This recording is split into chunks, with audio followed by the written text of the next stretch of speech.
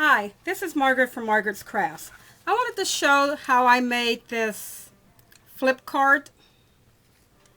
This is the cheater method, and the way that you make it is I started off with a piece of cardstock that was the 8.5 by 11 and trimmed it down to 5.5 by 11 because my card is more of a square card.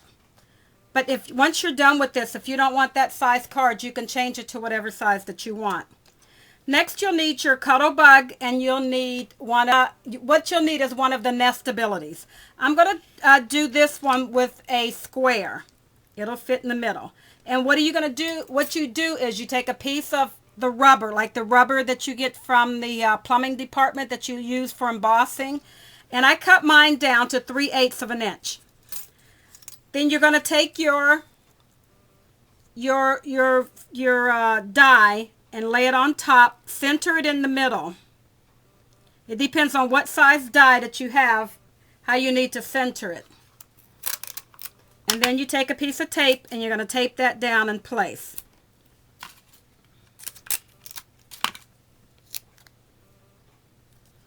Okay, now you're going to need your Cuttlebug. And the way you're going to set it up is you're going to take your paper. You're going to center this, your little contraption you made up in the center of your paper. Or near about the center of your paper. And then you're going to feed it through your Cuttlebug, just like that. The reason you taped it so that it won't move while you're maneuvering with it. Okay, I'm going to send it through the Cuttlebug. And the reason why you put this rubber on it, because the rubber is going to act as a stopper.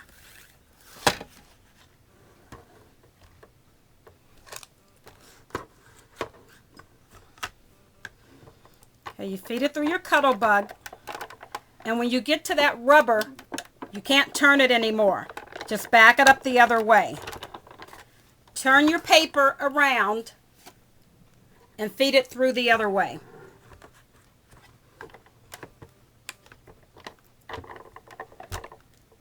All the way up again until it stops, and back it back out.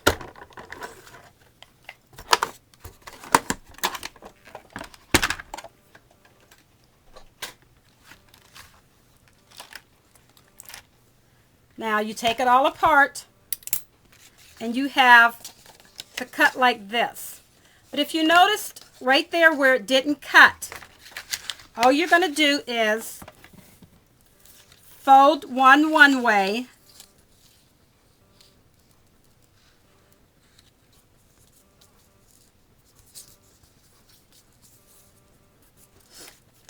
and fold the other one back the other way.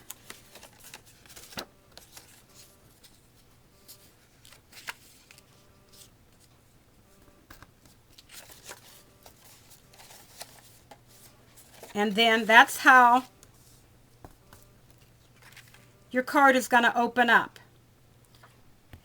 Okay, and the way I trimmed mine, I just put it up under the bottom so that only about an inch going this way from your fold that you have, your little design that you cut.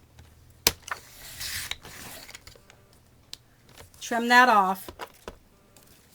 Then I opened up my blade here because I want this to be a 5.5 inch card. Then I put that end down to the 5.5 inch. This will be what it looks like when it's folded up in the in your card. Okay, and that gives me my 5.5 inch opening and for my flip. Then all you do is just decorate. You open it up. And when you open it all the way up, this is going to be the inside. This is going to be what you see on this way.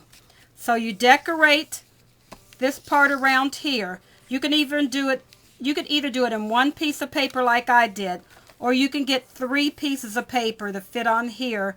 And the way I did mine is I took another piece of paper because I wanted it to all line up. And I took my nestabilities. And I lined my nestabilities up in the middle of the paper. And then I ran it through and cut it. And then you could even cut the, where the fold lines are going to be, cut that off. And then tape that, adhere that down to this area. And I always make it a little longer. And before you trim the sides up, you make for sure that you have your piece of paper that you cut fit into that inside cut. This won't be on there anymore. This center piece will be out. And line it all up and tape it down. Then I would turn it over and trim my sides off. Because if you put it on there and think it's going to be exactly right, you may have to give it a little bit of wiggle room. Then you can take your nestabilities again and cut out 2 pieces, whatever color you want for these the flip part, and then it'll be the exact same size. So then you can just put it in there, your piece of paper, glue it down on both sides, decorate this up with whatever you want to be your inside part, and then go ahead and decorate the outside of your card. Like I did here. I decorated all my outside of my card, put everything on. Then I opened it up and then decorated that center flip part. And then when you fold it back up, plus that'll make your card a little sturdier. This is just a piece of cardstock that I was showing you how to do the cut. And that's all how you do your flip card.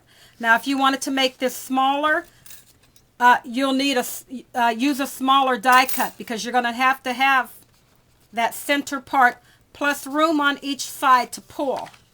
Okay, so use a smaller one. I just like to do the 5.5-inch square cards now, so that's what I used it on. So that's how I made the flip card. I saw it in several places on YouTube, so I can't give any one person credit because I watched everybody's on how to do the flip card. Thank you for watching my video. Bye.